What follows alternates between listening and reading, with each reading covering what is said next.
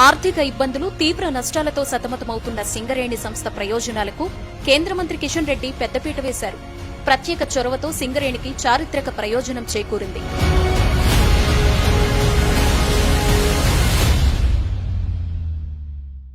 రైతు బిడ్డగా పుట్టి రాజకీయాల్లో అంచెలంచెలుగా కేంద్ర మంత్రిగా ఎదిగిన కిషన్ రెడ్డి కేంద్ర బొగ్గు గనుల శాఖ మంత్రిగా బాధ్యతలు చేపట్టిన 20 రోజుల్లోనే 10 ఏళ్ల సమస్యకు పరిష్కారం చూపారు. ఒడిశా అడవుల్లో 10 మిలియన్ టన్నుల సామర్థ్యం గల బొగ్గు బ్లాక్లను సింగరేణికి అప్పగించేందుకు చొరవ తీసుకున్న కిషన్ రెడ్డి ఎలాంటి అడ్డంకులు లేకుండా, పైసా ఖర్చు లేకుండా సింగరేణికి అప్పగించడంలో బాధ్యతాయుత పాత్ర పోషించారు. కిషన్ రెడ్డి ఎమ్మెల్యేగా ఉన్న రోజుల్లో ఆయన సింగరేణి యాత్ర చేపట్టి స్వయంగా సంస్థ బాగోగులు, కార్మికుల స్థితిగతులు తెలుసుకున్నారు.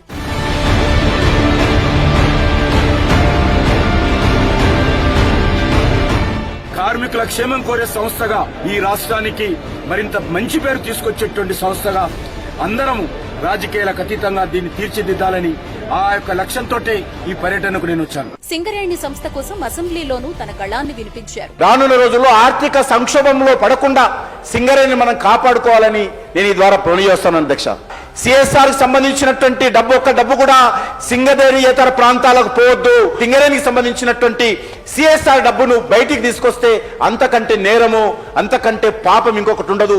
కాంట్రాక్ట్ లేబర్ విషయంలో ఈ రోజు అనేక రకాలుగా వాళ్ళకి అన్యాయం జరుగుతోంది. అది జీతాల విషయంలో కావచ్చు, వసతుల విషయంలో కావచ్చు. ఈ కాంట్రాక్ట్ వర్కర్స్ కూడా న్యాయం జరిగే విధంగా చర్యలు తీసుకోవాల్సిన అవసరం ఉంది. కేసీఆర్ ముఖ్యమంత్రి అయిన తర్వాత సింగరేణికి పైసా ప్రయోజనం చేకూర్చలేకపోయారు. సింగరేణిని ఇష్టారాజ్యంగా దోచుకున్నారు. మితిమీరిన రాజకీయ జోక్యంతో భూ బదలాయింపులు, భూ కబ్జాలతో సింగరేణికి ఇబ్బందులు ఎదురయ్యాయి. సింగరేణి నిధుల్ని ఇష్టారీతిన దుర్వినియోగం చేశారు.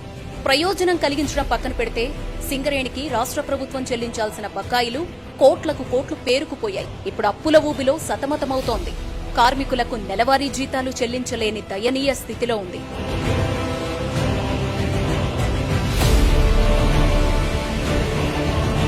ఇన్నాళ్లు సింగరేణి సందర్శనకు ఎందరో నాయకులొచ్చారు. ఎన్నో హామీలు ఇచ్చారు.